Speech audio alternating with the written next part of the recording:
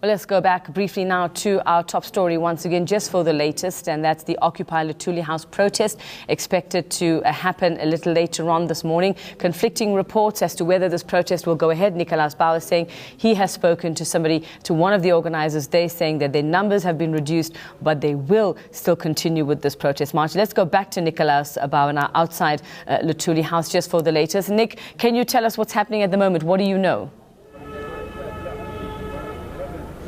Yes, good morning to you, Veke. Still no indication exactly when this Occupy Luthuli House protest will get underway. We've spoken to organisers, and the word is that they aren't expecting as many members as they once were.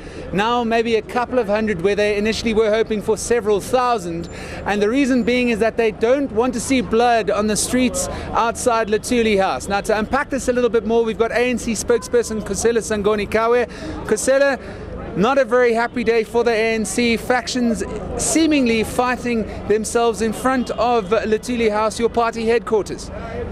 Yes, indeed. I don't think that there's any supporter of the African National Congress would be happy by what's happening here today, Nicholas. But we must make the point that as the ANC, we respect the right of any member of the ANC or society to raise whatever grievances and issues that they would have. So we are approaching this day with that particular understanding. While we may not support the manner in which they are going about their protest, we'll always protect their right to be able to demonstrate peacefully, respecting the rights of others to disagree as well. What about the assertion from Occupy Luthuli House movement protesters that they're too scared to even protest now? Because as you can see, there's a perimeter of Konto Wesizwe Military Veterans Association members around Luthuli House. There's a heavy police presence. Speaking to a couple of the people that are here to defend Luthuli House, they're saying that they won't allow anybody even near ANC headquarters. How is this ensuring that people are allowed to protest peacefully if it seems as though this is a bit of a show of force? I think we must start off by saying that we would have preferred that whatever issues members of the ANC have, they raise them in line with the process that was outlined by the National Executive Committee. It was not a process based on denial. It was accepting that there's very real challenges that the organization must face. And in the history of the ANC, we've always believed in the resolution of any particular challenges, sitting around the table, negotiating, discussing, and robust discussions at that. However, this form of protest was decided upon by the organizers. Now, what you see in terms of security services, I must be able to emphasize that it is really based on the threat of occupation of Luthuli House, which is, I think, a different thing than a peaceful march, a peaceful demonstration.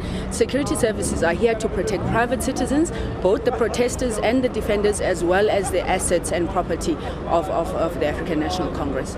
So are you encouraging all members, those coming to occupy, those here to defend, everybody to try and keep cool and hopefully no violence unfolds? Because the last time we had something like this, the ANC marching on the ANC, we call back to 2011. Julius Malema was still president of the ANC Youth League. Violent clashes between governing party members and the police on the first day of his disciplinary hearing.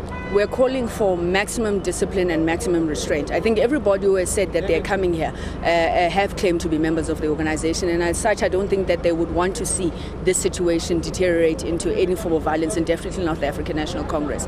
Now, those who are occupying Luthuli House, for example, would have said that they've been inspired by the likes of Comrade Chris Hani, and if we understand history, we would have known that Comrade Chris Hani would have raised his grievances with the ANC in internal structures of the ANC, and we are still urging all members of the ANC, all our supporters, to ensure that they follow the processes which will actually bring us to a solution.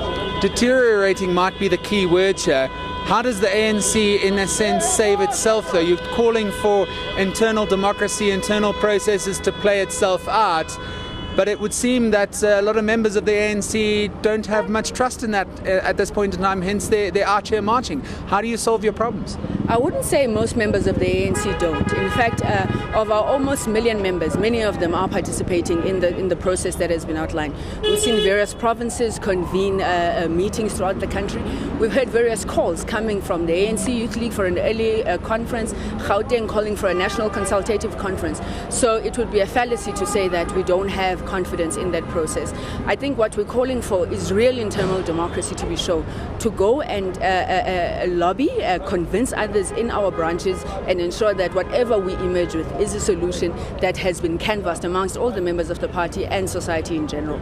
All right, we'll leave it at that. That's Kozela Sangonikawe, ANC spokesperson, ahead of the Occupy Luthuli House protest. No idea exactly when that's going to get underway, but we have confirmed there is going to be diminished numbers as organisers worry about violent confrontations between them and Defend Luthuli House members of the MK-MVA, ANC Youth League and ANC Women's League, vowing to defend the ANC headquarters.